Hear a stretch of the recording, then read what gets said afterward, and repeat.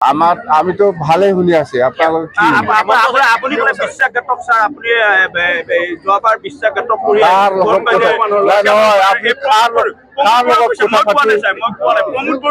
প্ৰমোদ বৰাই আপোনালোকক ফোনত কথা পাতিছে না এনে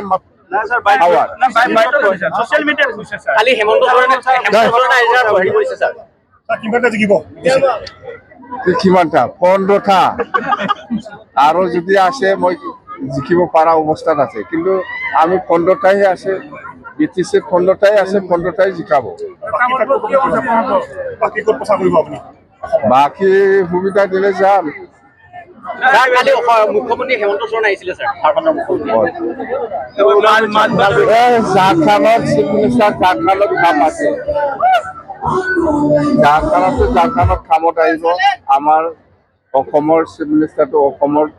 কাম কৰিব পাৰে এই ঝাৰখণ্ডৰ পৰা কি কাম কৰিব ইয়াত প্ৰমোদ বড়ো কি হ'ব ছাৰ এতিয়া প্ৰমোদ বড়ো ৰাজ্যসভা এমপি ছাৰ যিহেতুকে আপুনি 15খন পালে প্ৰমোদ 0 প্ৰমোদে কি কৰিবলৈ বিচাৰে ইয়াৰ পিছত এইটো মই নাজানো আপোনালোকে প্ৰমোদৰ লগত কথা পাতক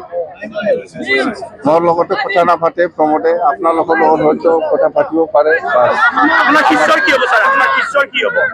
দীপেন বড়ো আপোনাৰ শিষ্য ছাৰ আপোনাক গুৰু মানি লৈছে দীপেন বড়ো গাড়ীও ভাঙি দিছে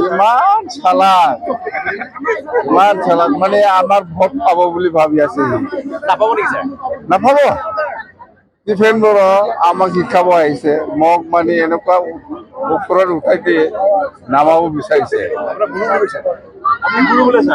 আপনি আপসুর কথা বিশ্বাস করে আপনি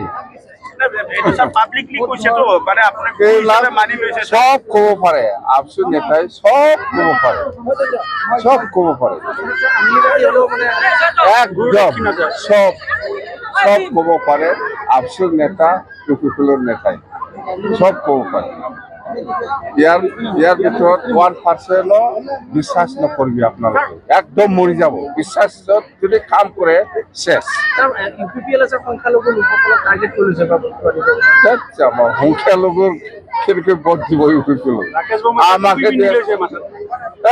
এইবিলাক কাম নাই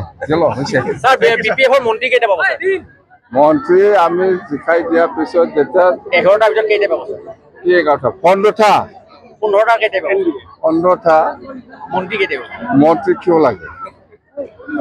আমাৰ কাম হলে হ'ল আজি যিখিনি এই অঞ্চলৰ ৰাইজে যিখিনি চেমচাৰৰ ওচৰত যিখিনি দাবী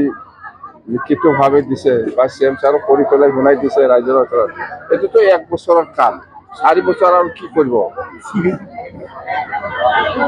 এই অঞ্চলৰ ৰাইজে যিখিনি দিছে মোৰ হিচাপত 1 বছৰতে শেষ হ'ব 4 বছৰ আৰু মেলা আছে